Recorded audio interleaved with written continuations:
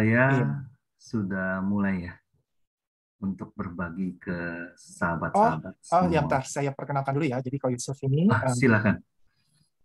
iya, Ko Yusuf ini diperkenalkan oleh Bu Ekoy kemarin dan sudah datang juga ke Zoom kemarin dan sepintas kemarin itu saya pun terenyuh sangat luar biasa. Jadi kita undang secara khusus Ko Yusuf ini kemarin sempat bercerita waktu itu dia pernah bisnis dan sukses seperti itu dan malah di puncak suksesnya dia meninggalkan semuanya seperti itu.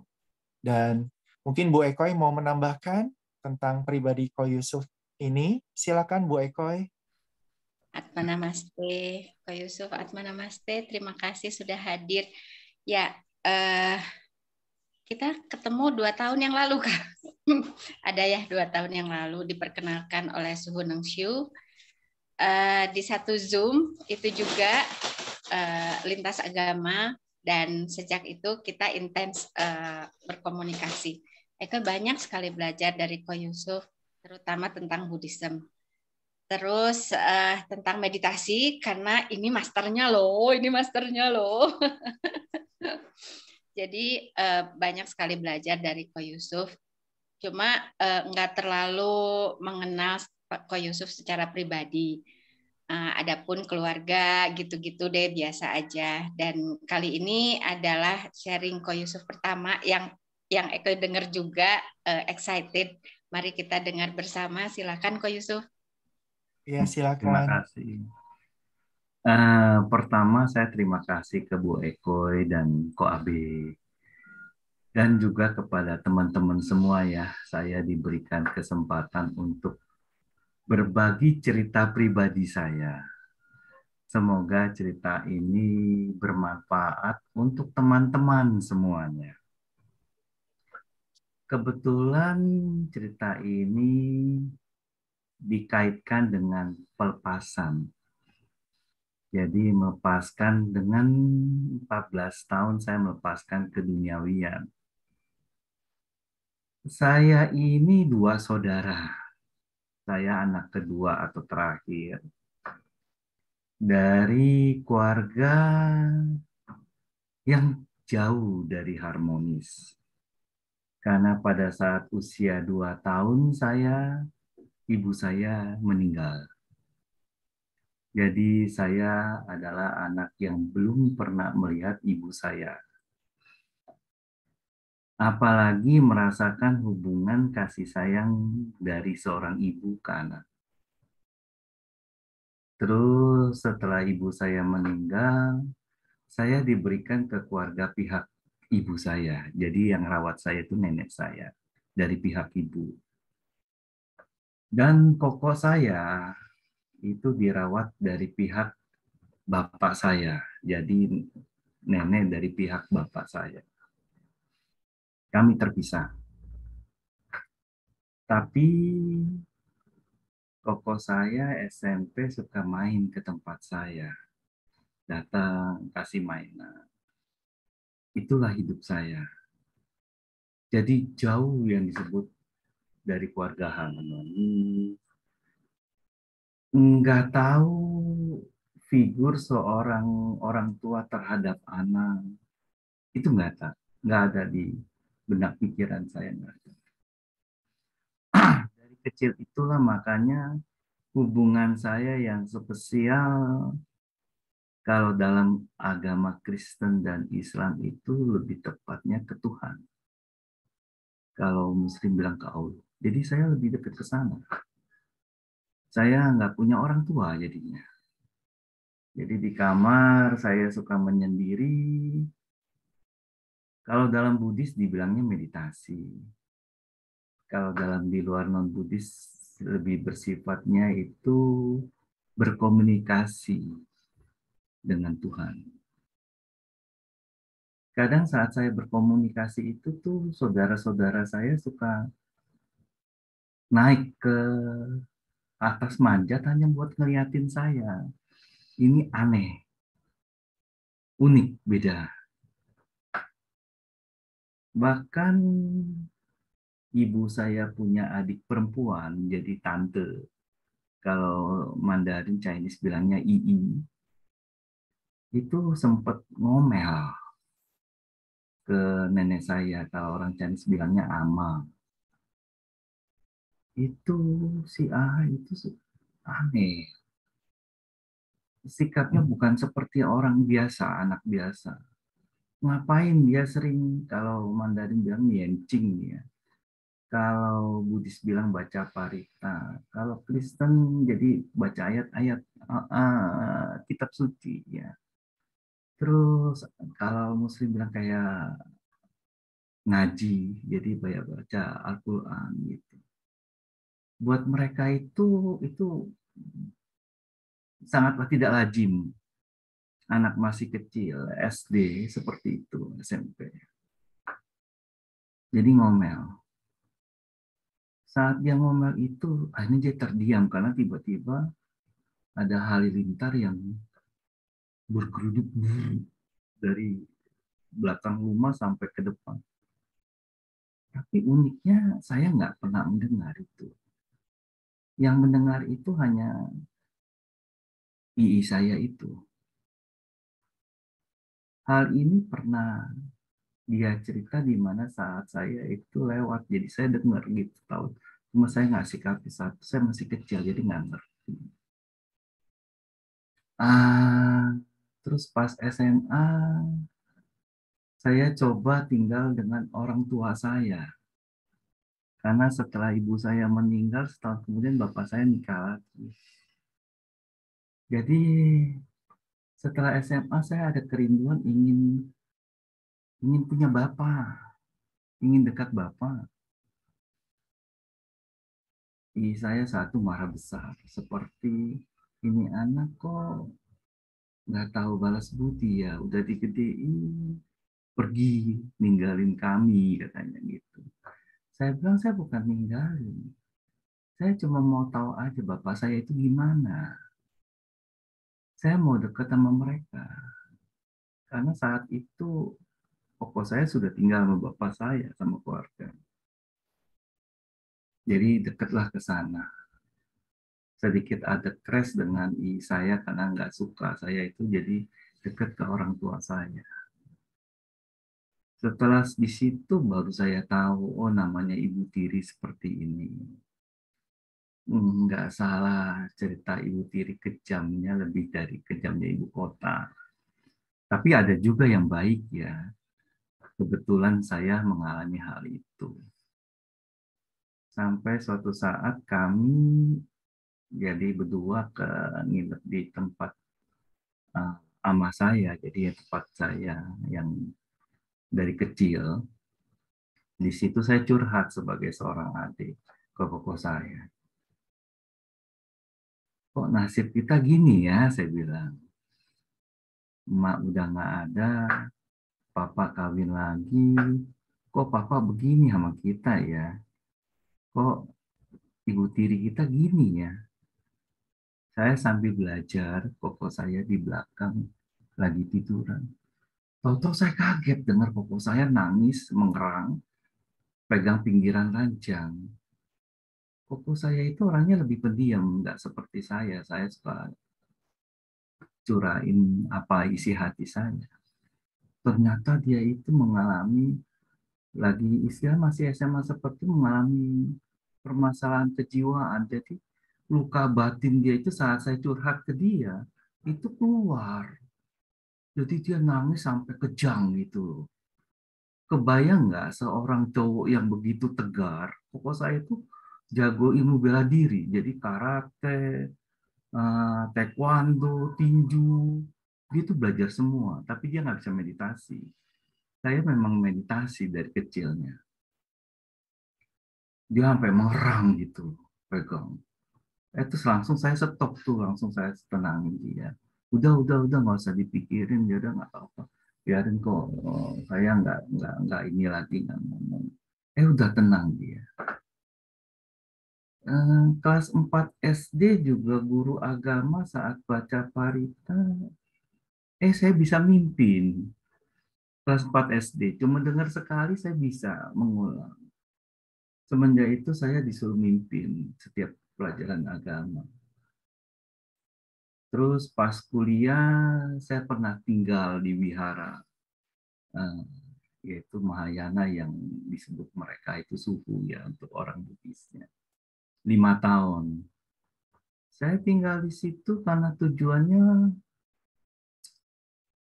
itu terjadi gejolak sebagai remaja menghadapi kehidupan keluarga saya.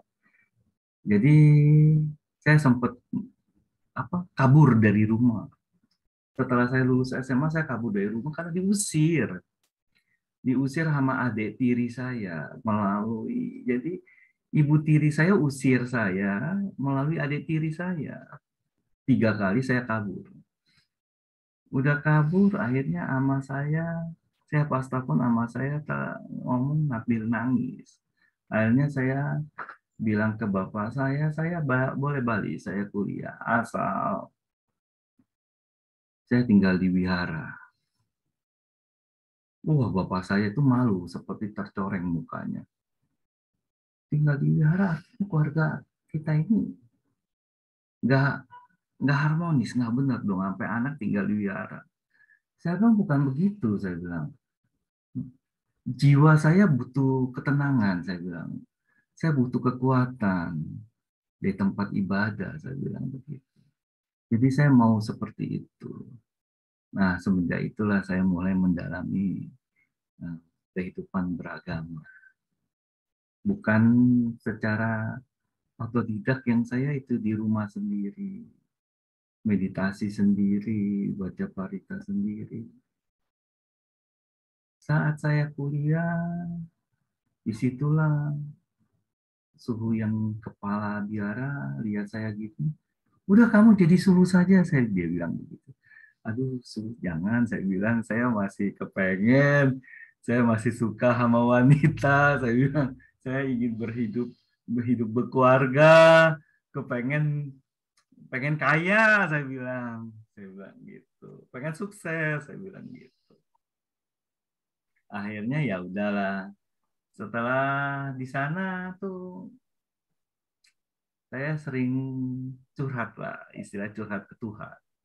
Jadi di tempat altar besar itu orang-orang udah pada nggak ada, saya udah nyapu ngepel beres, tuh saya suka duduk merenung.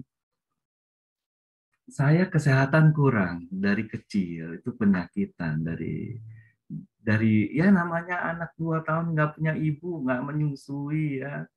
Jadi pas lahir ibu saya tuh sakit-sakitan, jadi nggak bisa menyusui saya sama sekali.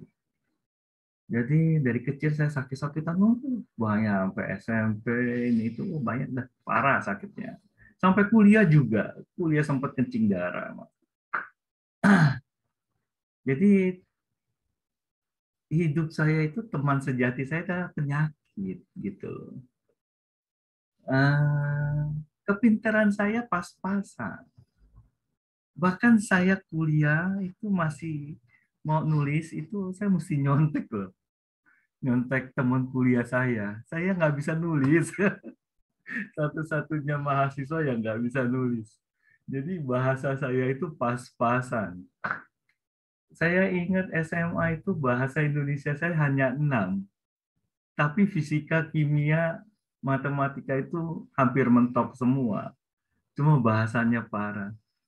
Kuliah bahasa Inggris juga paling kecil nilainya pas 6.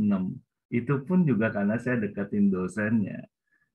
Bu, ada nggak pengganti? Ya, bikinlah tulisan apalah untuk supaya nilai saya bisa Inggrisnya tetap lewat lolos. Jadi guru itu datang, saya langsung nongol, hapusin, bersihin papan tulis. Ntar dia udah tulis bersih, aku tulis penuh. Saya langsung hapusin lagi. Jadi saya memberikan kebaikan, tukaran karena memang kepandaian saya dalam bahasa itu parah sekali. Terus akhirnya jadi dilulusin. Jadi kebaikan apapun, masalah apapun, kalau kita selesaikan dengan kebaikan, terus pasti terselesaikan. Nah, itu pengalaman hidup saya. Terus udah gitu, udah lewat lah. Udah lewat, takdir saya bicara lain lagi. Saya dapat pembimbing skripsinya itu di universitas saya itu nomor 1. Dia dapat gelar profesor itu ada 2. Dia di UI itu jadi guru besar. Di universitas saya guru besar. Luar biasa. Dia kasih kami skripsi S1, tapi kualitasnya S3. 6 bulan dia bimbing kami, meninggal. Semua mahasiswa yang dibimbing, tidak ada satu profesor di universitas kami yang berani terusin. Semua ikut ditutup, masuk ke petrinya. Akhirnya mulailah dari nol lagi. Karena saya mahasiswa biasa, dan saya pembimbingnya adalah profesor hebat, jadi digantiin sama profesor yang sekualitas. Profesor ini lihatlah tuh, saya punya data. Ya, ini mahasiswa biasa. Sedangkan dia selalu mau 10 besar mahasiswa di angkatan itu. Jadi saya dicuekin. Udah dicuekin kan. Saya off dulu lah, saya kerja. Saya mulailah kerja. Orang-orang masih di bangku kuliah, terusin skripsi, saya udah mulai kerja. Terus akhirnya teman-teman lama telepon saya. Tuh udah pada cuci gudang. Telepon aja kalau kamu cuma dihambat gara-gara kamu tuh nilainya biasa-biasa saja. Saya telepon. Pak, itu kakak-kakak kelas udah pada cuci gudang, masa saya ditinggal, Pak? Saya kan bukan yang kurang, tapi ya pas-pasan. Dibantu, Pak. Nah, ini bicara yang baik aja suatu kebaikan. Menggugah dia. Ya, ada, katanya. Akhirnya lewat lah. Setelah selesai itu saya nggak lanjutin, saya kan farmasi. Biasanya habis itu apoteker. Teman-teman apoteker saya kerja. Udah kerja, perusahaan lihat saya bagus, saya dikasih beasiswa S2. Ambillah S2. 1 tahun kerja, sudah kebeli ruko. Karena saya, yaitu kebaikan dari ucapan. Jadi marketing, Jadi, seller, marketing. iya, saya di marketing. Terus udah gitu, saya dekatin bos. Oh ya, Pendekatan yang baik itu akhirnya membuat saya dapat pinjaman lunak tanpa bunga wis untuk ya, beli ruko itu. Padahal 1 tahun, makanya saya di perusahaan iya dibilang betul. anak emas. Mana ada orang kerja 1 tahun udah dapat Iya, pinjaman beli ruko. Nggak ada yang tahu, tapi mereka tahu saya beli ruko. Nggak mungkin orang kerja 1 tahun udah bisa beli ruko kalau di belakangnya ini kalau nggak ada bos yang iya. turun dana, nggak mungkin katanya gitu. Udah, tapi karena kebaikan, saya punya tanggung jawab untuk nguber. Jadi saya nggak pernah ambil komisi selama 1 tahun, potong buat bayar itu semua. Udah, potong. Jadi orang-orang nih sales kalau datang ke kantor bos mau ngambil komisi, bos itu langsung nggak apa kesannya gimana gitu loh. Tapi giliran saya masuk mau ngambil komisi, bos itu ceria. Orang sampai bingung. Kamu pakai susuk ya katanya. Kok bos tiap kali mau diambil duit malah happy gitu loh. Saya diem aja dalam hati saya karena memang saya langsung potong utang lunas gitu loh. Jadi bos happy gitu loh. Setahun lunas langsung. Oh ya, serius? Oh Iya, lunas Wah. Oh lunas. berarti Saya melebihi nggak target semua ngambilin dong. komisi itu semua. Target semua Jadi dong. saya cuma hanya ambil gaji pokok saya doang. Oh ya, Karena saya belum nikah. Masih bujangan. Saya hemat. Saya berani susah. Saya satu-satunya orang yang kerja, maksudnya lulusan S1 kerja, tapi makannya di warteg yang kaki 5 yang tukang beca, kumpul sama tukang beca. Saya nggak malu, nggak sungkan. Mereka makan ini bisa hidup, bahkan bisa ngegoes beca. Masa saya makan segini, saya bisa, maaf, mati? Nggak mungkin lah gitu loh. Jadi saya dengan modal sekecil-kecilnya, menghasilkan pemasukan yang sebesar-besar. Jadi di situ saya caranya. Udah setahun lunas, tahun kedua Saya ambil rumah 2, pikir buat anak nanti gitu. Padahal belum kawin tuh. Jadi pikir Oh, udah jauh. Saya selalu beda. iya. Dan itu yang kedua ini saya kredit gitu loh. Saya ambil 2 rumah, saya kredit karena saya sudah kerja 1 tahun, bisa dapat dari perusahaan bahwa ini jabatan apa, jadi kredit KPR-nya bisa keluar. Ambillah, udah dapat 3 rumah, baru modal buat istilahnya nikah. Nikah makin lama karir makin tinggi sampai dicalonkan jadi GM di bawah bos langsung. Tapi akhirnya istri bos punya koko yang jadi GM, saya selevel sama GM tapi saya yang di Jakarta, yang itu di Surabaya, istri bos punya itu. Nah, sebelum saya nikah tahun 98 kerusuhan ya di Iya. Jakarta. Nah, kebetulan teman-teman ini selevel saya, jadi pasti tahulah kisah yang kerusuhan 98 itu. Terus sudah gitu saya mikir, aduh, ini kalau begini Indonesia prospeknya gimana nih? Orang tua saya pernah ngalami juga seperti itu.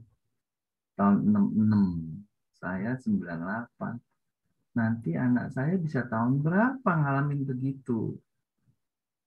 Ekonomi Indo sempat sempat stuck sampai 5-10 tahun. Makanya terus akhirnya tahun 99 saya nikah, tahun 2005, jadi sekitar udah 6 tahun itu ekonomi stuck. Saya suruh istri saya ke Cungko untuk cari peluang baru. Jadi inilah ke Xiamen, beli apartemen di Xiamen, anak-anak dibawa ke sini. Saya karir makin naik. Tapi karena terpisah 3 tahun, jadi istri saya di sini sama 4 anak, saya sendirian. Jadilah istilahnya masalah bertambah. Anak-anak saya jadi bermasalah. Di situ akhirnya saya perenungan. Tahun 2005 bapak saya meninggal. 2007 koko saya yang usianya setahun lebih tua saya mendadak meninggal juga. Dia satu kantor sama saya, pagi masih ketemu, siang masih makan bareng, sorenya meninggal. Di situ jadi langsung pukulan ke batin saya. Kok begitu cepat ya kehidupan? 2007 itu koko saya usianya umur 38. Ibu saya saat meninggal itu saat saya 2 tahun itu umurnya baru 24 ibu saya. Bapak saya umur 59 lah, jadi umur tahun 2005. Jadi pas saya lihat koko saya itu yang benar-benar jadi kan kami cuma 2 saudara ya. Usia beda cuma setahun. Jadi saya ngelihat jenazah koko saya itu sampai pegang, kok begitu cepat kehidupan. Nggak ada sakit, nggak ada apa, tahu-tahu meninggal gitu saja. Dan kejadian ini di dalam silsilah keluarga saya itu udah 2. Jadi bapak saya punya adik tahun 2011 juga begitu, mengalami meninggal mendadak juga. Terus 2008 kondisi kesehatan saya makin menurun. Terus akhirnya saya putuskan dengan berat hati lepas keduniawian ini. Untuk saya balik ke sini, ke China, Xiamen, mulai buka lembaran baru. Nah, dalam Buddhis, seseorang yang mau lepas keduniawian, itu semua uangnya itu harus dilepas. Jadi uang yang selama ini saya cari itu saya lepas ke 4 anak saya, plus istri saya 5 orang. Jadi saya nggak pegang uang. Begitu. Tapi dalam pelatihan kehidupan saya ini, merekalah yang mencukupi saya dari uang itu. Demikian juga keluarga semua. Jadi saya nggak mau menggunakan uang siapapun untuk pelatihan saya mencari kebenaran, kebaikan. Saya kalau dalam Buddhis itu saya nggak mau utang karma. Saya belum menjadi seseorang yang berkualitas, tapi saya menggunakan uang orang lain untuk hidup saya. Gitu. Nah, disinilah saya mulai mendapat guru saya yang luar biasa. Ini busana yang saya gunakan itu hanya satu. Hanya satu, dan ini sudah 14 tahun. Dan selamanya. Saat saya dapat ini, itu pertama tuh logika saya tuh nggak nyampe. Kok satu gitu loh. Ini nggak mungkin. Apalagi seumur hidup. Begitu. Terus guru saya bilang begini, kamu harus melepaskan kemelekatan terhadap ini. Bukan kamu pakai ini, maka kualitas batin kamu, spiritual kamu adalah ini. Bukan berarti ini digantung, kamu pakai busana yang berbeda, artinya spiritual dan kualitas batin kamu itu langsung turun, sudah berbeda. Tidak. Ini, busana ini hanya untuk menjaga bahwa,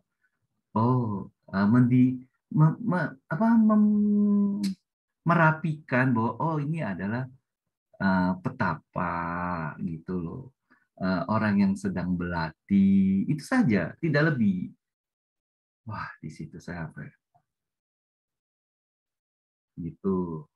Terus saat saya berlatih juga sekian lama, loh kok ini nggak dibatis-batis ya kayaknya istilahnya. Jadi salah satu pemuka istilahnya. Nah itu pun juga saya dikasih pencerahan oleh guru saya. Kamu mau dibatisnya aliran apa? Yang A, yang B, yang C, yang D, saya sampai diem. Tujuan kamu belajar ini untuk apa? Saya tanya. Untuk menjadi seseorang yang aliran A, aliran B, aliran C, atau kamu mau kalau dalam Kristen menyatu dengan Tuhan? Wah, saya kayak disepor itu. Sama apa? Es batu. Dulu tuh saya melekat. Oh, mesti jadi, maaf ya, kalau misalnya pendeta atau apa yang tertentu gitu. Enggak. Sekarang jadi itu semua itu adalah keduniawian. Saya harus lepaskan itu semua. Yang saya kan belajar ini hanya untuk menyatu dengan Tuhan. Istilahnya seperti itu. Menyatu dengan Allah. Jadi tanpa embel-embel itu, tanpa embel-embel keduniawian. Wah, di situ saya ada paham, guru. Di situ saya tidak pernah lagi menanyakan tentang kapan saya dibaptis. Kalau dalam Buddhisnya di Upasampada untuk menjadi seorang janda.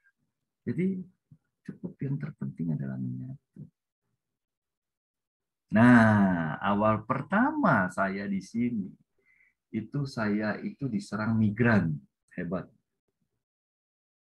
Itu nggak bisa tidur, nggak bisa berbaring. Wah, unik banget. Saya hanya bisa tertidur kalau saya duduk meditasi. Aneh ya? Itulah mujizat Tuhan.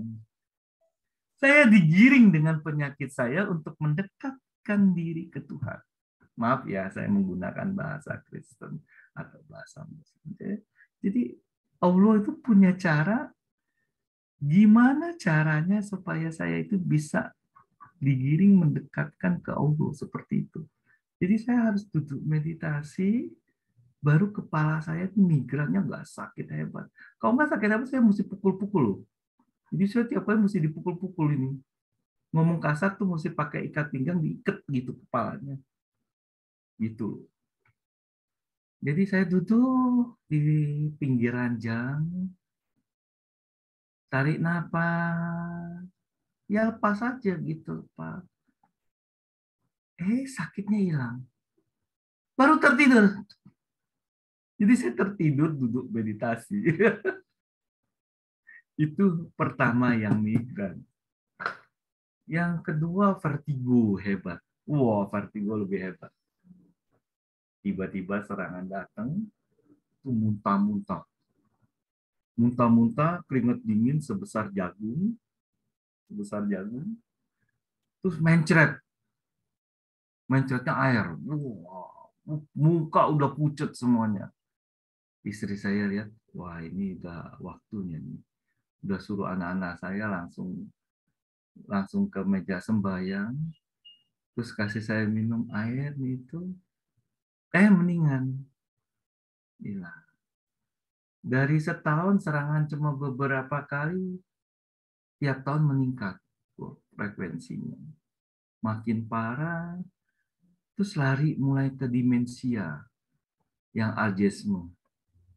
Seperti yang saya cerita, pintu kaca saya sempat nabrak 2 kali. Gelas sama air, gelasnya bisa udah pindah. Jadi artinya saya udah lupa. Tingkat emosi itu jadi tidak terkendali. Kebetulan lagi yang luar biasa, anak pertama saya itu luar biasa sekali sikapnya sama orang tua. Itu karena kondisi kesehatan saya seperti itu. Jadi labil. Saya bisa aduin kepala saya di lantai, saking emosinya. Saya bisa aduin kepala saya ke dinding. Saya bisa saking marahnya sama anak saya ambil pisau mau matiin dia. Sampai separah itu. Belakangan setelah saya tahu saya punya permasalahan penyakit seperti ini. Terus saya minum herbal China, jadi yang sudah dalam bentuk modern, itu cukup membantu tapi nggak menyelesaikan. Tapi minimal sebagai jalan saya untuk tetap berlatih meditasi. Nah, disitulah saya makin rutin meditasi. Terus sampai titik di mana saya itu mulai mencari meditasi saya di hutan gunung. Nah, emosi-emosi ini mulai hilang. Yang tak terkendali ini mulai hilang. Terus udah gitu, dapat lagi guru yang dari Indonesia, yang berlatih dari Myanmar di meditasi ini. Mulailah tuh penemuan saya di dalam meditasi di hutan gunung itu terpahamkan, terstruktur rapi. Oh, ini yang disebut samatha. Oh, ini yang disebut jana, pencapaian ketenangan. Samatha itu di dalam Buddhis itu meditasi ketenangan batin. Setelah ketenangan batin itu baru vipassana. Itu meditasi pandangan terang. Nah, yang Koabe tiap kali ini bacakan ini termasuk vipassana, pandangan terang. Jadi setiap kita meditasi, Koabe itu ucapin kalimat-kalimat. Itu yang membuat kita punya pandangan pikiran kita ke arah yang lebih benar. Misalnya mengerti tentang penyakit itu tidak boleh dibenci, apalagi disesalkan. Aduh, gua sakitnya udah begini parah. Oh Tuhan nggak adil ya, saya sampai disiksa begini. Nah, yang kau ingin itu vipassana, pandangan terang. Dia mengajarkan kita, mendidik kita untuk memiliki pemikiran dan pandangan yang benar. kekecewaan kehidupan, itu diajarkan juga di situ bahwa itu kita harus terima kasih. Dengan ada cobaan kehidupan, kekecewaan kehidupan, ini menyadarkan kita, mendewasakan batin kita. Jadi itu vipassana. Gitu loh. Ada orang yang harus dibantu dengan suara seperti arahan yang Koabe itu. Tapi kalau udah sampai titik tertentu seperti Koabe misalnya sendirian di rumah, itu Koabe nggak mungkin ngomong begitu gitu loh. Dia hanya duduk terdiam. Nanti batinnya yang bicara ke diri dia. Jadi dia bukan ngomong begitu. Jadi teman-teman jangan salah paham. Jadi kalau teman-teman nanti di rumah melakukan meditasi seperti ini, itu bukan maaf ya rekaman Koabe dinyalain ulang, didengerin gitu, bukan gitu.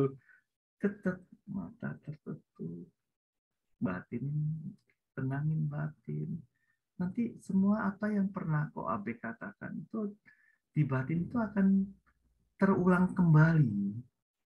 Bahkan nanti batin Anda akan keluar sendiri suaranya, memberikan arahan ke diri Anda untuk begini baiknya. Nah, seperti itu. Dan akhirnya sekarang Vertigo itu sudah tidak lagi seperti itu. Bahkan sekarang kalau lagi itu pernah jadi 2 tahun cuma sekali. Dan sekali itu parah. Jadi hampir 12 jam dia punya vertigo parahnya. Tapi Duduk karena aja nggak batinnya bisa ya, sudah kok. kenapa? Duduk aja nggak bisa ya. Duduk, berdiri Oh apalagi. iya. Ini yang saya bilang parahnya itu 12 jam tuh saya muntah terus. Jadi selama 12 jam tuh muntah terus. Tapi karena batinnya sudah tenang, nggak hanya menjadi penderitaan. Karena latihan meditasi ini tujuannya sebenarnya ya mengkondisikan batin kita siap untuk di mana kita pindah alam. Gitu loh. Saat kita mau pergi. Itu batin kita. Jadi kalau misalnya pada saat itu saya udah mau pergi, ya saya udah siap. Jadi saya cuma tinggal tutup mata, tarik nafas, batin saya udah nyatu. Terima kasih Tuhan, kalau memang ini cara saya akan pergi. Tidak ada kekecewaan, tidak ada penyesalan, tidak ada suatu apapun yang harus saya belum selesaikan dalam kehidupan ini. Gitu. Semua sudah selesai. Memang sudah waktunya ya saya persilakan. Jadi tenang, disikapin dengan tenang, bahkan sedikit dibilang bahagia. Kalau memang sudah waktunya ya kenapa tidak? Kenapa justru itu harus disesali? Oh saya kenapa ya umur 53 sudah meninggal? Tidak ada kenapanya gitu loh. Itu suatu kebaikan. Oh saya sudah umur 53. Oh, saya sudah waktunya untuk bertemu dengan Tuhan, menyatu dengan Tuhan. Suatu kebahagiaan yang luar biasa. Nah, itu perbedaannya. Itu dari sisi penyakit. Itu dicari di Siti 2 kali nggak ketemu. Tapi memang ada masalah di kepala saya gitu. Tapi yang nggak menjadi suatu permasalahan lagi gitu sekarang.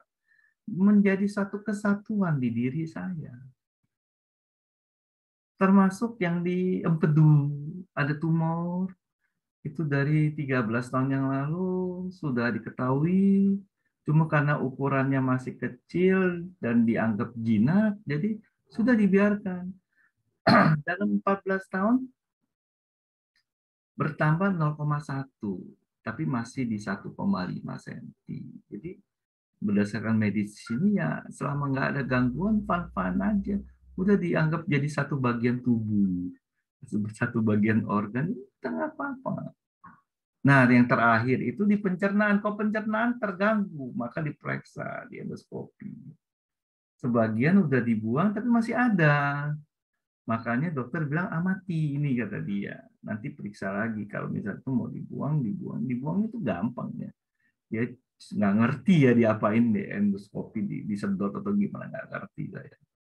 Nah itu pun juga saya lalui dengan meditasi. Jadi ini saya rada sensitif masukin tuh gede itu. Jadi gede banget dimasukin. Itu saya langsung mual. Saya dorong, dokternya jangan bilang jangan didorong. Terus ini terus tenang ya aja ya. Kasih bius inhalasi bentuk udara. Tenang ya, dia bilang gitu. Langsung saya masuk ke meditasi. Meditasi saya langsung dengan kesadaran sadar gitu. Hitungan detik langsung. Tapi saya menyadari itu. Terus tahu-tahu saya sudah pindah ruangan pas dipegang. Oh, saya udah tahu.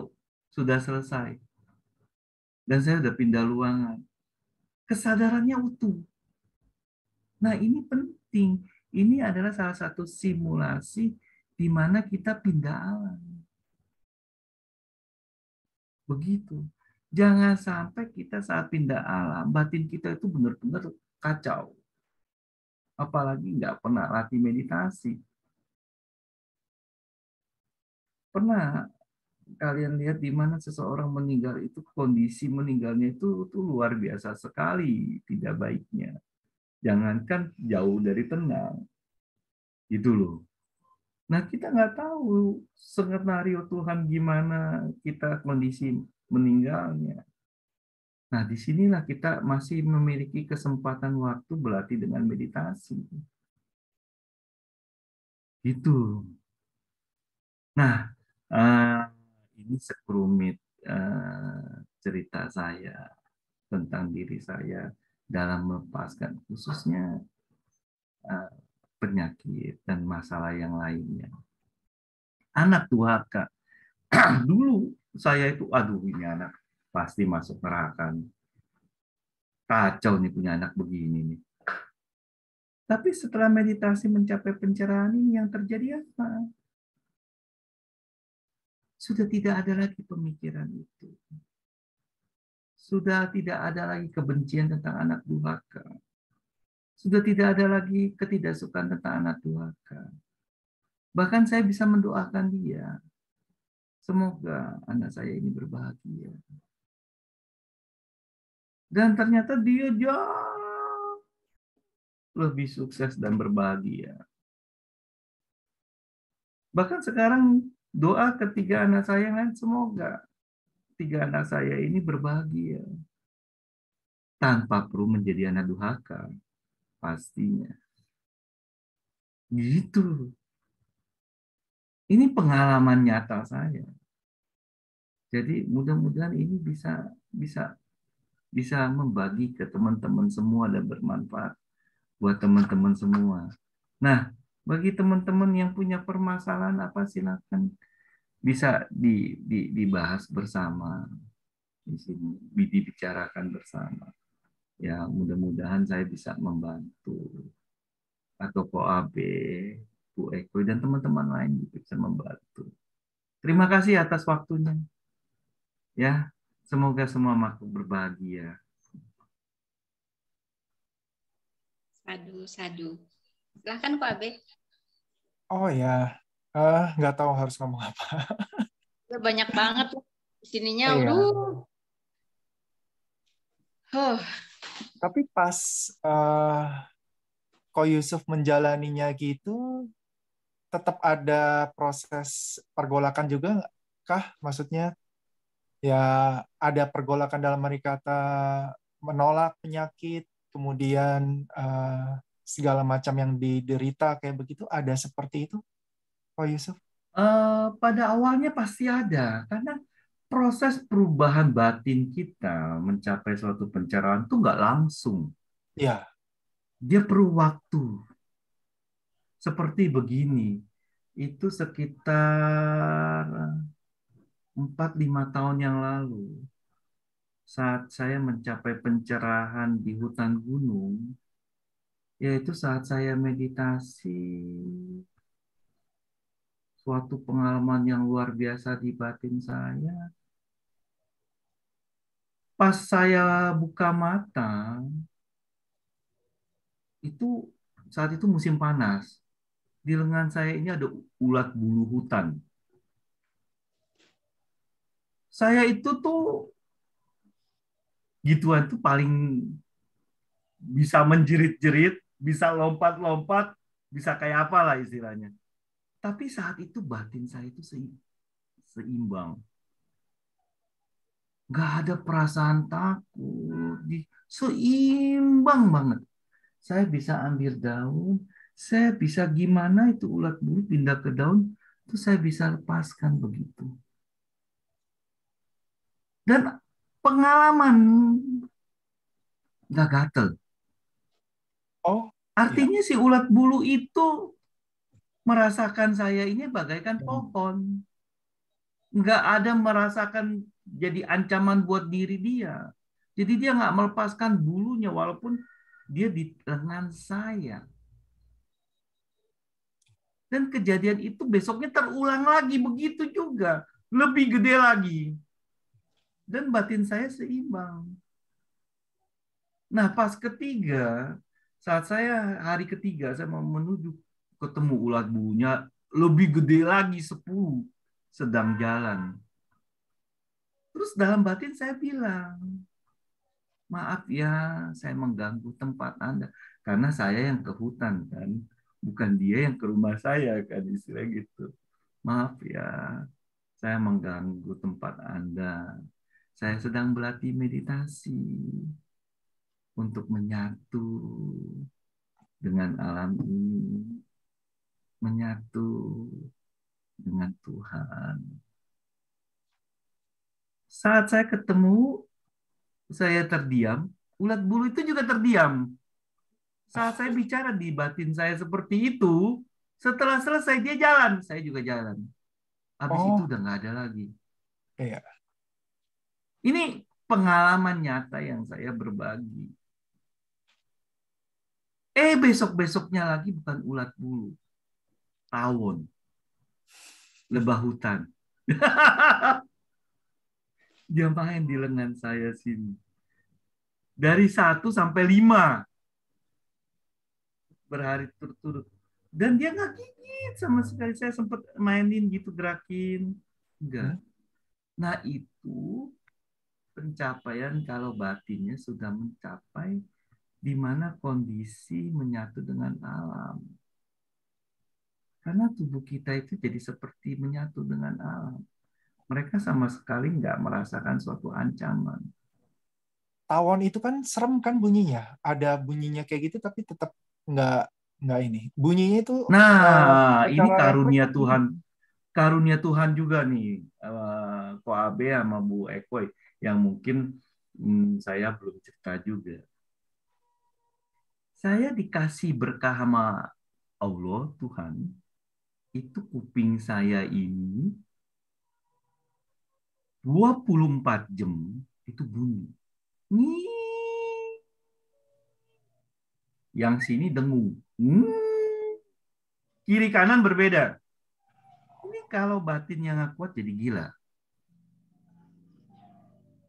Jadi makanya saya tuh jadi rajin meditasi di situ karena melepaskan pendengaran.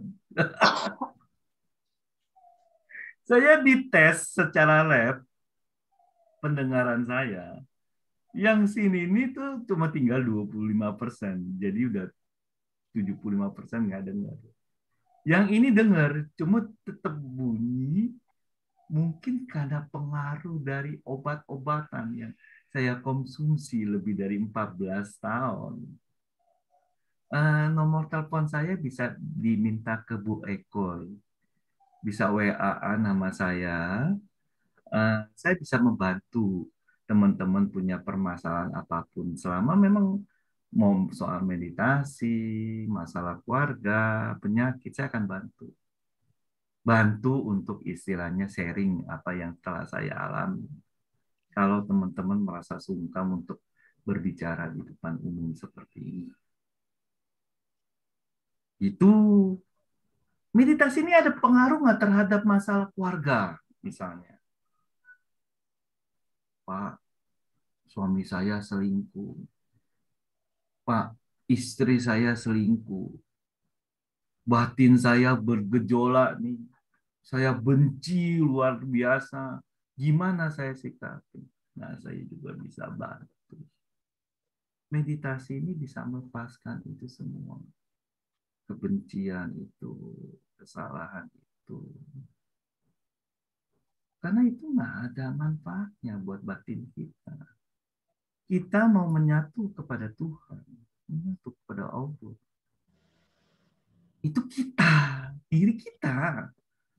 Bukan suami kita, bukan istri kita, bukan anak-anak kita, bukan tetangga kita-kitanya.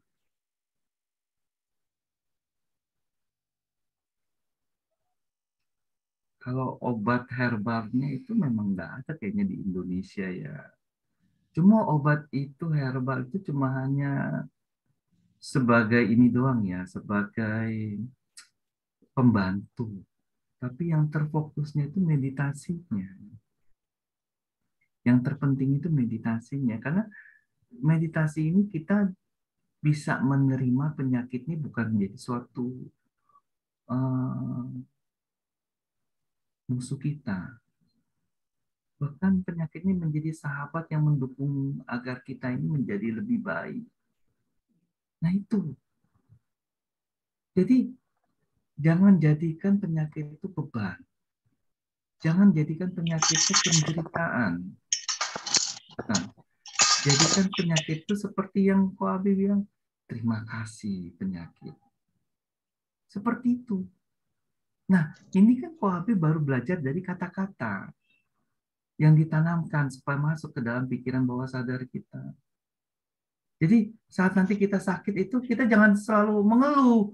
Aduh, ini hari kok gua nggak bisa jalan ya karena maboknya keterlaluan gitu. Aduh, ini hari. Jadi kita nggak ngeluh di situ. Tapi batin kita bisa tersenyum saat ini. Oh, ini hari lagi disuruh istirahat. Begitu. Ya, apalagi yang di Teman-teman ada yang mau tanya? Silahkan. Saya kasih kesempatan yang lain dulu deh. Silahkan teman-teman. Kalau dalam bahasa memang dibilangnya ikhlas. Ya. Tapi pemahaman ikhlas ini bukan hanya dalam pemahaman kata-kata. Di dalam meditasi ini kita mulai belajar untuk bisa masuk ke dalam pikiran bawah sadar. Keikhlasan terhadap semua permasalahan kehidupan. Begitu. Ikhlas ini baru kondisi awal di mana batin kita itu tenang terhadap segala sesuatu yang kita tidak sukai.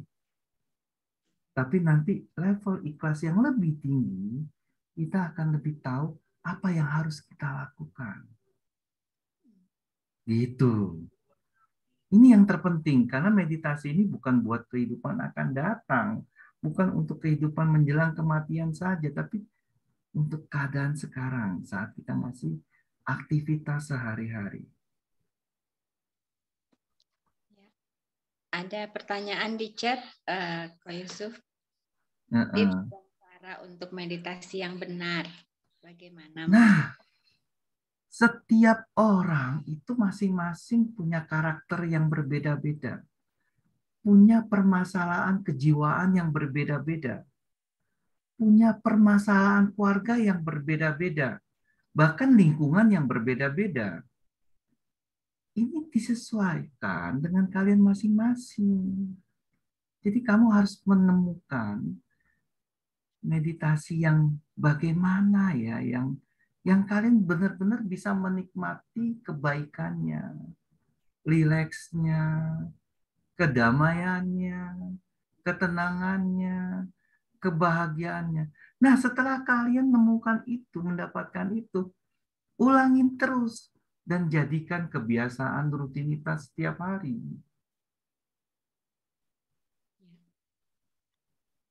Nah, Itu saat kita lagi sakit parah nih, pertama memang kita kehilangan tuh belief tuh, nggak, batin kita tergoncang, wah semua ini tuh kacau balau, betul.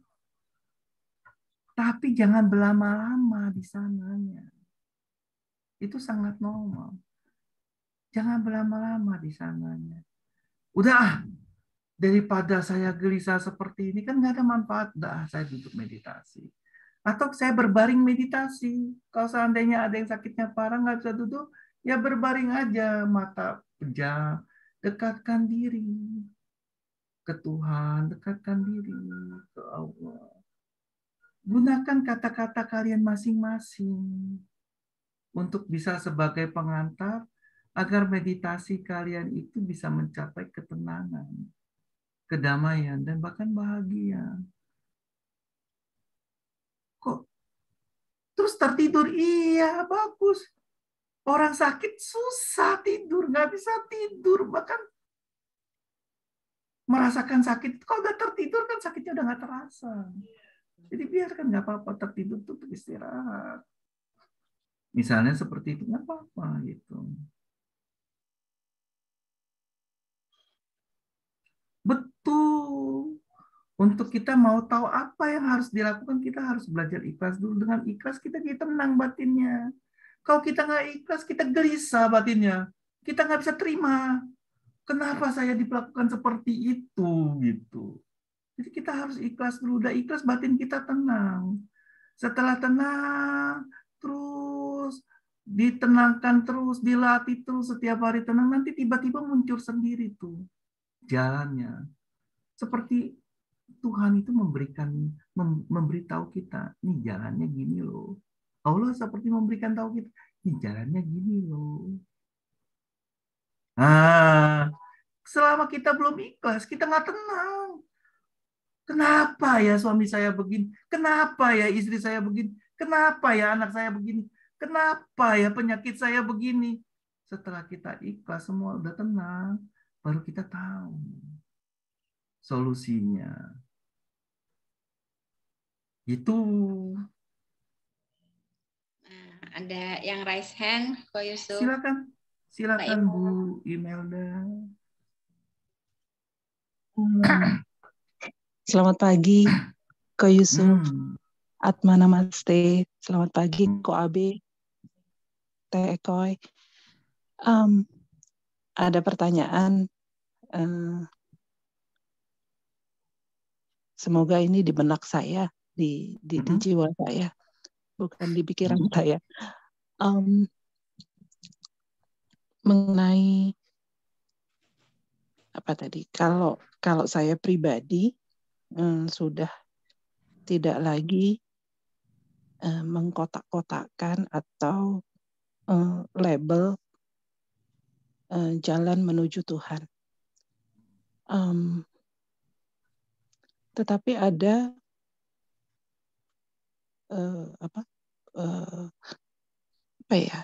sebuah keharusan gitu loh. Saya harus memakai label tertentu atau kendaraan atau apapun lah yang bisa dikenal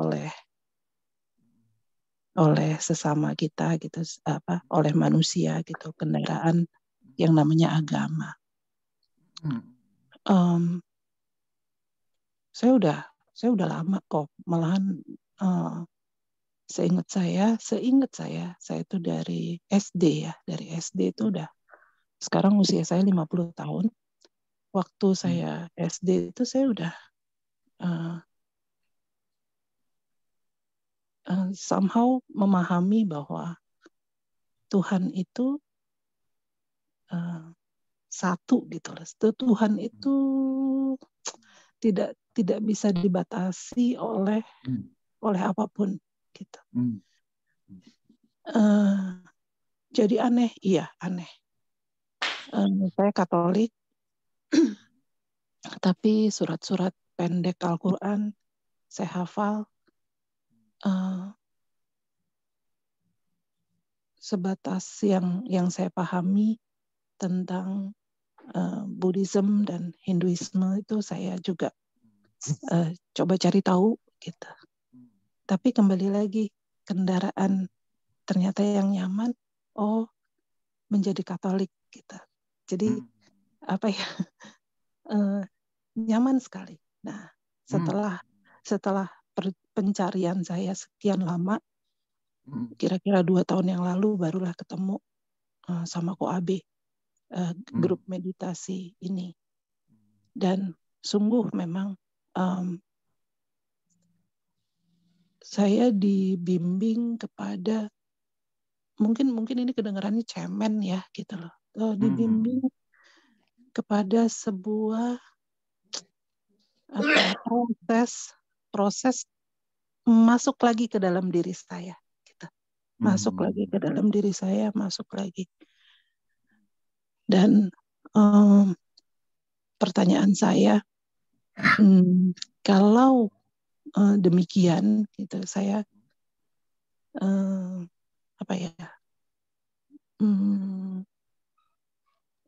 proses yang tadi saya menyimak sekali, bahwa proses penyatuan diri terhadap kehidupan kepada Sang Maha Hidup gitu, itu saya hanya mencermati tadi kata-katanya Ko Yusuf, bahwa itu kita semakin dimurnikan, which is pemurniannya itu suka-suka Tuhan, dengan sakit penyakit, dengan apapun. Sebagai ini lagi ya, ini itu yang pertama. Yang kedua yang berkaitan dengan itu, sejak tanggal 25 Desember kemarin, saya habis Natalan gitu di gereja. Malam Natal saya nggak ke gereja karena ada apa ya namanya, biasanya malam Natal itu adalah saya ke gereja itu malam Natal dan hari Natal gitu. Tapi ini adalah Natal pertama saya tanpa ditemani suami saya, dan saya agak sebenarnya menghindar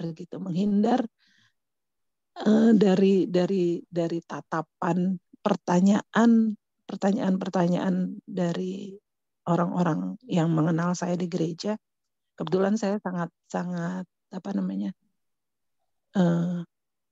dikenal lah gitu loh, karena saya memang banyak berkegiatan dan aktif gitu di gereja. Begitu juga suami saya almarhum.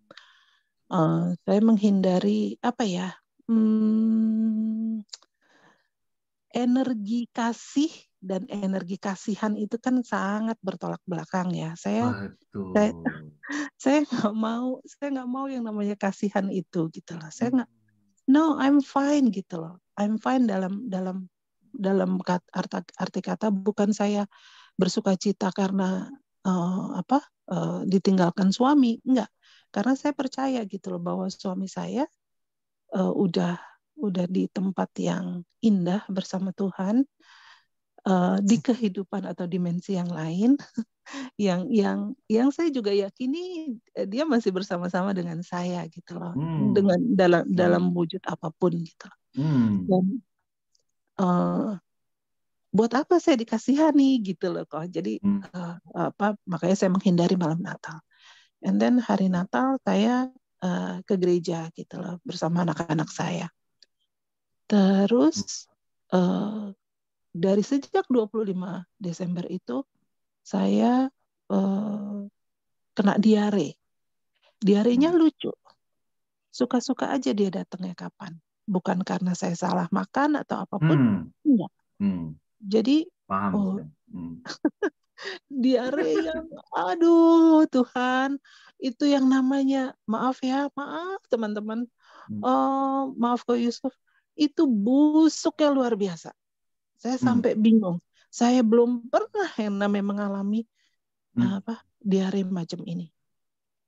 Terus satu lagi, saya bukan membenci atau tidak percaya dengan ilmu kedokteran Barat, tapi memang saya nggak, agak gimana ya, better saya mencari pengobatan apa namanya, ala timur, dengan berdoa, dengan dikirimin energi, dengan doa-doa dari apa, dari para suhu melalui Bu Ekoy, itu saya lebih nyaman di situ. Saya lebih bersuka cita gitu menerimakan bentuk kasih seperti itu.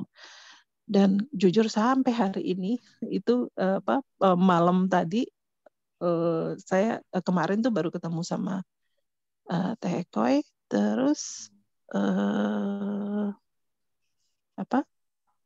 diare lagi. Jadi on and off aja itu diare, nggak paham saya. Tapi satu hal yang saya cermati, saya lebih sensitif gitu. Sensitif dalam arti kata apa ya kok? Sensitif, batin saya tuh lebih sensitif gitu, bukan sensitif jadi terus jadi ngambekan, marah-marah gitu, enggak, tapi sensitivitasnya kepada rasa gitu. Pertanyaan saya, apakah itu bagian dari purifikasi yang kemarin sempat dikuatkan oleh kata-kata penguatan dari Bu Ekoy bahwa jalani ini, terimakan ini sebagai bagian dari purifikasi. Begitu, Pak Yusuf. Mohon maaf, ngomongnya panjang kali lebar. Nggak apa-apa. Ini saya jawab dengan cerita pengalaman saya ya. Baik, Saat saya 2 tahun terakhir berlatih sangat intensif, sangat rutin. Jadi satu hari itu bisa meditasi 6 jam sampai 12 jam. Untuk mengejar yang namanya pencerahan atau menyatu dengan Tuhan. Satu hari saya kena diare bukan karena salah makan, Bu. Dan parahnya diarenya bukan 1-2 kali. Setiap 5 menit. Setiap 10 menit. Jadi saya lebih banyak bukan meditasi, tapi lebih banyak di WC-nya. Tapi pemurnian yang saya dapat apa? Saya tidak benci sama penyakit saya ini. Saya tidak benci karena diare ini. Saya tidak gelisah. Wah, pelatihan saya nih, meditasi saya itu jadi terganggu. Karena lebih banyak di WC-nya. Gitu. Baru duduk 5 menit, 10 menit meditasi, balik lagi ke WC. Untung saat itu lagi pandemi ya. Jadi kita tuh bimbingan lewat Zoom. Dan saya berlatih meditasinya itu di rumah, istilahnya gitu. Jadi kamar sebelahnya WC, jadi ke WC terus gitu. Tapi yang terjadi adalah batin yang bisa menerima keadaan di mana saya sedang sakit. Jadi sakit itu jadi bukan suatu penderitaan. Sakit itu bukan jadi suatu sakit. Tapi sakit itu saya belajar untuk menerima keadaan di mana saya sedang berlatih untuk tidak timbul kebencian itu. Tidak timbul kegelisahan itu. Dan itu berlalu. Dan kualitas batinnya akan jadi lebih baik lagi. Nah, ini saya satu cerita untuk menjawab pertanyaan Ibu. Jadi nggak perlu gelisah masalah itu. Biarkan nanti akan berlalu. Itu satu. Demikian juga murid-murid saya yang sedang berlatih. Juga begitu, tiba-tiba mengalami diare bukan karena salah makan. Dia tanya saya, Pak, Bapak ngalamin gitu? Iya, saya bilang gitu. Kok bisa gitu? Jangan nanya saya, kok bisa begitu? Saya bilang gitu. Terusin aja latihan. Saya bilang, anggap aja itu mesti terjadi gitu. Setiap mereka mengalami peningkatan kualitas meditasi, mereka mengalami seperti itu. Tapi jangan dicari ya kalau teman-teman belum mengalami diare. Kok saya nggak diare-diare? Kok saya nggak diare-diare? Bukan begitu gitu loh. Jadi itu ada yang seperti itu. Nah itu saya cerita. Terus tentang kendaraan. Buat teman-teman memang yang istilahnya yang masih sangat terfokus sekali kepada kendaraannya. Misalnya agama A, agama B, agama C, aliran A, aliran B, aliran C. Ya itu wajar. Mereka baru pemula. Mereka baru mengenal. Nanti kalau kualitas batin dia sudah mengenal lebih dekat, bahkan menyatu dengan Tuhan, dia udah tidak bisa membeda-bedakan lagi. Gitu loh. Oh si A, oh si B, oh si C. Enggak. Begitu itu penjelasan saya. Saya pernah dulu saat saya masih di Indo kerja ketemu satu remaja Muslim. Masih muda ya, baru umur 20-an, kena kanker payudara. Terus dioperasi. Kebetulan saat itu saya sedang belajar tentang Muslim. Jadi saya dikirimin Al-Quran. Dulu saya hafal tuh surat Al-Fatihah. Nah, saya bisa bacain surat Al-Fatihah untuk remaja itu sambil meneteskan air mata. Padahal saya bukan Muslim loh. Saya ulang terus di malam hari. Saya baca itu, saya ulang. Saat saya baca surat itu seperti saya itu menyatu dengan ayat-ayat itu. Sampai saya meneteskan air mata. Begitu. Itu salah satu pengalaman yang saya berbagi. Ada lagi satu saat saya di pabrik. Jadi ada karyawan pabrik yang shift 3 tengah malam kesurupan. Nah lo, dia Muslim terus kesurupan. Saya mesti gimana? Saya kan nggak hafal ya ayat kursi ini itu untuk menghalau begitu. Jadi ini remaja saya tahu dia suka lagu disco. Saya ajak ke kamar saya, terus saya panggil karyawan yang lain perempuan nemenin, terus saya nyalain tuh lagu disco gede-gede. Terus udah gitu saya suruh yang lain itin air manis, teh manis. Sambil ambil minyak kayu putih atau apa gitu untuk ituin tangan dia supaya anget karena dingin. Dianya itu kehilangan kesadaran. Jadi kayak kesurupan lah istilahnya bahasa Indonesianya seperti itu. Jadi sambil kita izin itu, terus sambil saya di dalam diri saya memohon kepada Tuhan untuk semua kembali normal. Dalam hitungan beberapa menit, balik loh. Nah bukan karena lagu diskonya, enggak. Saya berusaha untuk menciptakan keadaan di mana energi negatif itu tidak ngumpul gitu loh. Istilahnya seperti itu.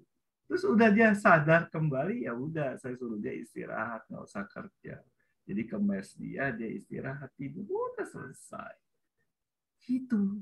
Jadi buat orang yang telah mencapai pencerahan dia nggak terkotak. Jadi seperti ada yang seorang Katolik mau belajar meditasi ala Buddhis, ya saya ajarin, tapi alanya berubah jadi ala Katolik. Gitu loh. Alanya berubah jadi ala Muslim. Karena mereka masih uh, melekat dengan busana itu, kendaraan itu. Nggak apa-apa. Nanti kalau udah sampai level tertentu, dia sendiri memahami. Jadi jangan jadi suatu perdebatan, apalagi diperdebatkan. Dan mohon maaf kalau bagi teman-teman yang belum bisa menerima ini, nggak apa-apa. Gitu loh. Ya, ada lagi pertanyaan yang lain? Ini ada yang nanya, bagaimana suasana batin seperti apa yang harus dicapai setiap hari menghadapi lingkungan yang baru? Yang begitu, Bang. Jadi gini ya, setiap orang nanti dia sendiri bisa mengetahui batinnya itu sudah mencapai apa. Nah, di situ yang kalian tingkatkan terus. Duduk aja meditasi, terus tingkatkan. Nanti masuk ke suasana tenang, damai, bahagia. Nanti bertahap lama-lama, nanti kalian akan mendengar sendiri suara Tuhan. bimbingan Tuhan. Kalian harus gimana? Begitu. Yang pasti di dalamnya penuh kedamaian dan kebahagiaan. Begitu. Ada pertanyaan lagi yang lain? Ko Yusuf, ketika saya mengamati, maksudnya dalam arti kata, tadinya saya dapat teorinya, tapi saya mengamati juga dalam arti kata, kenapa orang-orang yang masuk ke jalur spiritual, banyak meditasi atau apa, malah makin banyak cobaannya kayak begitu. Ko Yusuf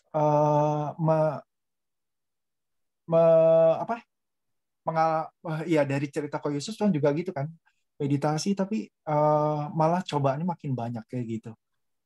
Kenapa ya Ko Yusuf? Maksudnya seperti itu, ngeri juga dong jadi masuknya ke kita meditasi terus dan ke jalur spiritual ini. Bukan cobaannya makin banyak. Itu pada awalnya. Karena pada saat kita meditasi, batin kita kan sensitif. Jadi kita bisa melihatnya lebih jelas. Jadi kesannya kok makin banyak cobaannya, makin berat. Coba kalau batin kita ini, maaf ya, kualitasnya kurang. Kita nggak akan merasakan bahwa cobaan itu makin berat. Karena kita nggak sensitif, kita nggak bisa melihat itu dengan jelas. Gitu. Nah, karena batin kita udah sensitif, jadi kita ngelihatnya itu lebih jelas. Seperti kayak kita teropong. Kalau teropong itu belum kita pas nempelin ke mata kita belum arahkan, itu akan kelihatannya kabur. Tapi saat kita udah mulai arahan, nah pada saat arahan ini tuh meditasi. Sudah mulai kelihatan jelas, maka kita akan lihat lebih jelas. Terus pandangannya jadi bisa kita lihat lebih jelas lagi. Kita bisa melihat ke yang lain-lain lebih jelas. Nah itulah teropong batin. Jadi kita ngelihat masalah kehidupan tuh jadi lebih banyak. Nah tinggal kualitas batinnya. Kualitas batinnya kalau ditingkatkan, nanti masalah kehidupan itu tidak ada yang namanya levelnya berat dan ringan. Nggak ada lagi. Karena nggak mempengaruhi diri kita. Diri kita tuh udah menyatu sama Tuhan. Udah seimbang. Nggak ada lagi perasaan tidak suka. Nggak ada lagi tuh perasaan suka. Misalnya, wah, kok Abe tuh hebat loh. Kok Abe tuh ganteng loh. Wah, suaranya itu tuh mendayu-dayu tuh. Itu kan yang suka. Saat kok Abe dengar gitu, wah, langsung kepala berdiri. Jadi gue kan, udah nggak gitu lagi. Udah stabil. Gitu. Kalau Jadi yang positif sih masih bisa kayak gitu. Tapi kan kalau yang negatif, misalnya kita dihina atau apa, nah itu kan susah sekali kalau kita nggak ikut apa ya, ibaratnya marah atau kecewa kayak begitu kan susah kok Yusuf. itu berlatih. Pelan-pelan. Nanti kualitas batinnya akan lebih mengkristal, akan lebih membaik. Dulu misalnya nih, wah, marahnya seminggu, keselnya seminggu. Sekarang marahnya cuma sehari, keselnya sehari. Kemajuan. Kita lihat dari sisi kemajuannya itu. Kok masih ada efeknya ya? Ya wajar, namanya kita masih belajar. Saya aja masih belajar. Yang saya umur 53 tahun masih belajar. Kok Abi kan pasti masih lebih muda dari saya. Jadi wajar. Jadi kita harus mengasihi diri kita. Kesalahan apapun yang dimana dalam proses belajar, kita harus mengasihi diri kita. Oh nggak apa-apa, wajar. Nanti besok-besok bisa belajar lebih baik lagi. Bisa lebih sabar lagi. Bisa menerima lebih baik lagi. Senyum. Begitu. Bahkan di Buddhis aja, itu tuh ada 4 tingkat kesucian. Yang pertama itu disebut tingkat kesucian pertama Sotapanna. Yang kedua itu Sakadagami. ketiga ini anagami, dan yang paling tinggi ini arahat. Nah, kalau seorang sotapana itu masih bisa gebrak meja loh. Dia marah bisa gebrak meja, masih. Tapi dia udah mencapai tingkat kesucian pertama. Jadi wajar. Nah, yang tingkat kedua, sakadagami, dia udah nggak gebrak meja, tapi suaranya masih tinggi. Koabe masih ada begitu istilahnya seperti itu. Nah, yang ketiga anagami itu dia udah datar, udah istilahnya cuma koabe, jaga omongan. Udah seperti itu gitu loh. Tapi dia tegur, tetap tegur. Nah, kalau yang keempat, yang udah mencapai tingkatan yang udah menyatu sama Tuhan istilahnya, dia udah nggak negur. Dia udah tahu, oh belum waktunya Pak Abe ditegur. Gitu. Dia udah tahu, oh belum waktunya Pak Abe mencapai pencerahan. Gitu. Jadi seperti itu. Semua masing-masing ada tingkatannya. Ada waktunya. Di mana kita proses setiap orang punya waktu yang berbeda-beda, punya kualitas yang berbeda-beda. Luar biasa. Terima kasih jawabannya, keren. Jadi Ko Yusuf dalam tingkatan yang lebih tinggi gitu, tapi kita masih punya amarah kan, masih punya sedih kan, masih punya kecewa kan. Hanya bagaimana kita menyadari bahwa kita sedang marah, bahwa kita sedang kecewa, bahwa kita sedang sedih, sehingga kemarahan ini tidak mempengaruhi orang lain, kesedihan ini tidak membuat orang lain juga sedih. Mungkin begitu ya. Bukan berarti di tingkat misalnya kita udah nggak punya digituin misalnya ya udah nggak marah lagi gitu, nggak gitu ya. Itu tingkatan sampai sakadagami, di tingkatan level kesucian kedua. Kalau level yang ketiga, yang anagami, dia udah nggak ada rasa. Jadi dia nggak akan lagi ada rasa marah. Dia udah nggak ada lagi rasa sedih. Dia nggak ada lagi rasa kecewa. Jadi kualitas pemurnian batin untuk menyatu ke Tuhan itu tuh ada levelnya, ada tingkatannya. Jadi kalau tingkatan yang pertama masih seperti itu, tingkatan kedua masih seperti itu, tingkatan ketiga dia udah mulai stabil, sudah tidak ada rasa. Itu tingkatan yang keempat udah menyatu. Nah itu udah berbeda sekali dari cara bicara, dari profil orangnya, udah berbeda sekali. Silakan nih Pak Hadi ada mau bertanya. Silakan Pak Hadi. Pak Hadi boleh, silakan. Ya. Namaste Ko Abe, Ko Yosef, Namaste, selamat pagi. Yang mau saya tanyakan, dalam level sekarang ini, ketenangan batin Ko Yosef yang sudah istilahnya ini ya,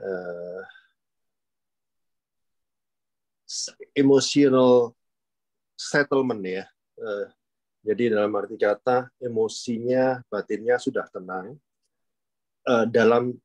Dalam tingkat tersebut kok, apakah masih ada thought form, pikiran-pikiran yang negatif, lalu kayak judgment terhadap orang lain, ataukah mungkin perasaan-perasaan yang kayaknya lower frekuensi ya kok ya, istilah kata begitu. Ya, itu dulu kok. Thank you. Jadi gini, saya ceritain ya. Posisi saya belum mencapai level ketiga kesucian yang disebut dengan anagami. Di level ke-1 itu masih ada. Jadi kemarahan, kebencian. Cuma dia sudah seperti yang Bu Ekoi katakan, udah mengetahui, oh ini saya udah mulai marah nih. Oh, ini saya udah mulai benci nih. Oh, saya udah mulai kecewa. Itu level pertama. Level kedua, nah dia bukan hanya mengetahui kemarahan, kebencian, semua negatif-negatif dari batin, dari pikiran. Tapi dia sudah bisa mengurangi kualitasnya. Dia sudah bisa mengurangi kualitas kemarahan.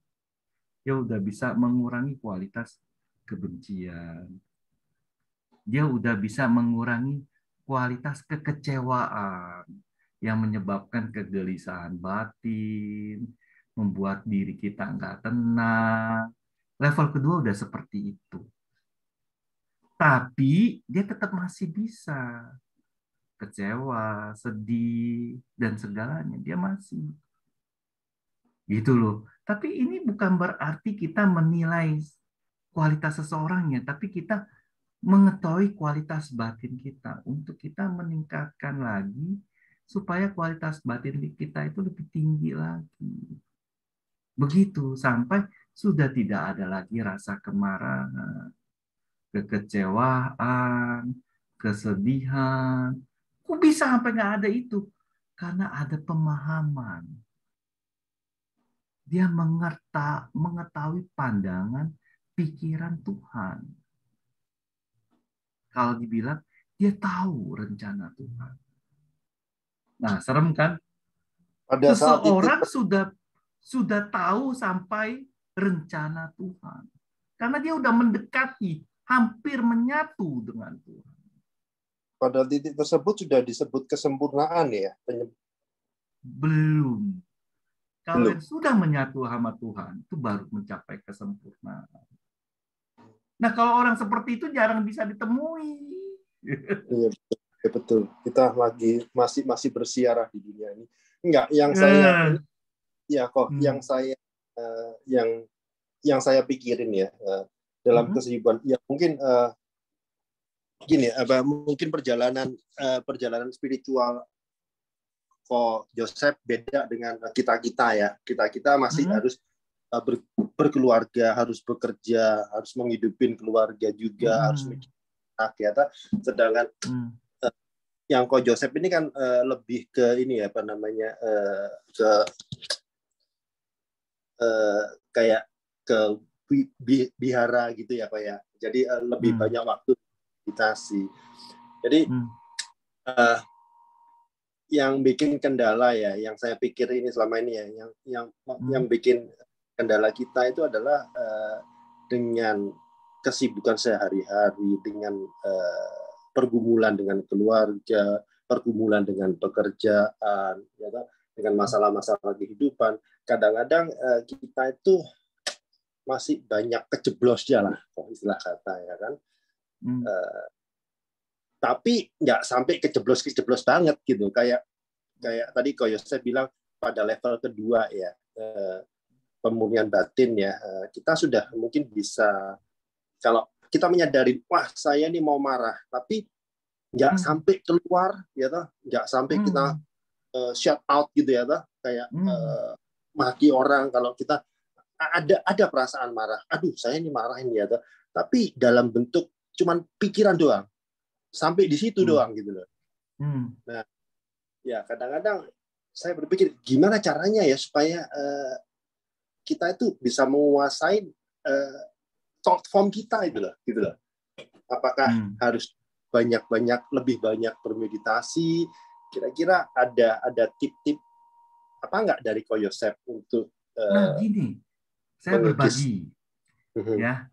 Selama Bapak meluangkan waktu meditasi setiap hari sejam, terbaik 2 jam, jadi di pagi atau di malam sebelum tidur, ya, misalnya pagi sejam, malam sejam, itu udah cukup. Itu bisa mencapai level pemurnian batin tingkat ke-1 dan ke-2. Bisa. Bukan nggak bisa. Walaupun Bapak berumah tangga, ada istri, ada anak, dan masih bekerja, bisa. bukan nggak bisa. Justru level batin tingkat ke-1, ke-2 itu justru perumah tangga itu bisa. Yang level ke-3 baru itu berbeda memang. Lah saya aja belum bisa mencapai level ke-3. Gitu. Jadi level 1, ke-2 itu bisa cukup ruangin waktu maksimal itu 2 jam sehari. Sejam pagi, sejam malam. Atau kalau misalnya itu setengah jam pagi, setengah jam malam. Setiap hari sejam rutin. Nanti Bapak akan merasakan sendiri perubahan kualitas batin dan sikap hidup Bapak. Begitu. Nah, tapi di mana kita terus berlatih meditasi itu bukan menjadi kita jadi sombong. Wah, saya meditasinya sudah tinggi loh jam terbangnya.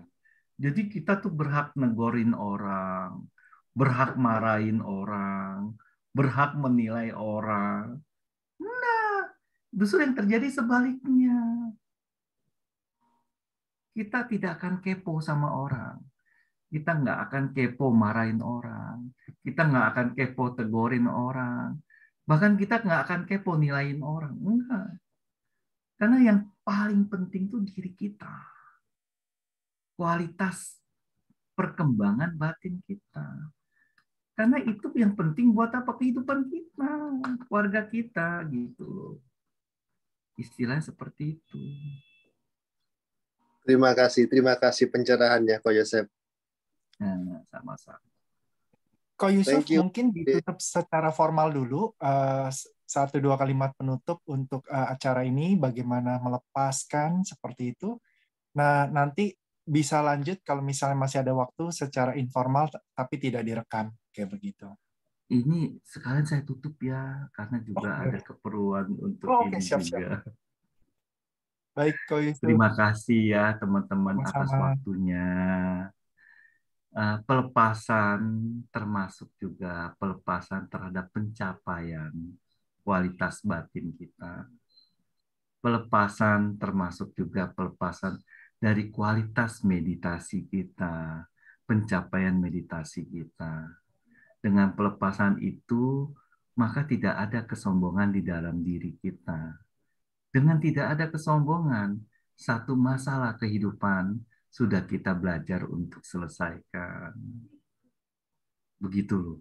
Dengan tidak ada kesombongan, oh saya seorang bapak, anak-anak harus hormati saya ya, harus dengar saya ya. Kita udah melepaskan itu. Dengan ada kesombongan saya ini bapak ya, istri, ibu harus dengerin saya ya.